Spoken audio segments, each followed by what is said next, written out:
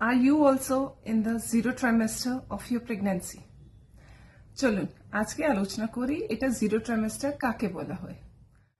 Normal প্রেগন্যান্সিকে 40 সপ্তাহ মধ্যে ভাগ করা হয়। প্রথম 12 সপ্তাহ যাকে বলা হয় ফার্স্ট ট্রাইমেস্টার, 12 থেকে 28 সপ্তাহ সেকেন্ড ট্রাইমেস্টার, আর 28 থেকে 40 সপ্তাহ থার্ড ট্রাইমেস্টার। প্রেগন্যান্সি নেওয়া আগে যে প্রথম 3 to 6 মান্থস আছে যাকে আমরা প্রিপারেশন ফেজ বলি, এটাকে অনেক লোক আজকে জিরো ট্রাইমেস্টার ভাবছে। 3 to 6 মান্থস ইম্পর্টেন্ট কেন? মহিলার মধ্যে যা এগ আছে আর ছেলেদের মধ্যে যা স্পার্ম আছে, এদের কমপ্লিট ম্যাচুরেশন, কমপ্লিট ডেভেলপমেন্ট জন্য মিনিমাম 90 ডেজ লাগে।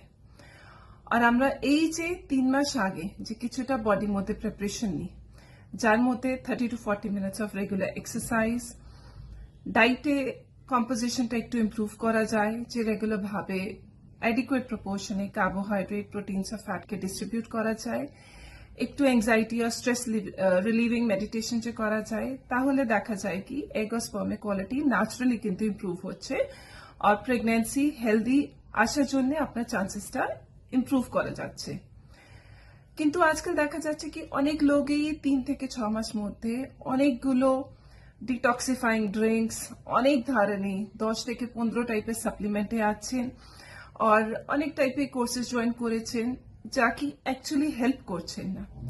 সো খুবই ইম্পর্টেন্ট আছে কি আপনার যে রেগুলার টেস্ট আছে, আপনি আপনার হেলথকে নিজে কন্ট্রোলে নেবেন আর দেখেন কি আপনার পিরিয়ড হিস্ট্রি কি আছে, আপনার থাইরয়েড या পিসিওডি ধরনের কিছু রোগ আছে কিনা, আর আপনার স্ক্যান या আপনার সিমেন টেস্টগুলো নর্মাল আছে কিনা, আর রেগুলার 5 মিলিগ্রাম অফ ফোলিক অ্যাসিডের সাপ্লিমেন্টেশনটা আপনি নিন, তাহলে আপনি জিরো ট্রাইমেস্টারের মধ্যে অ্যাডিকুয়েট প্রিপারেশন নিচ্ছেন।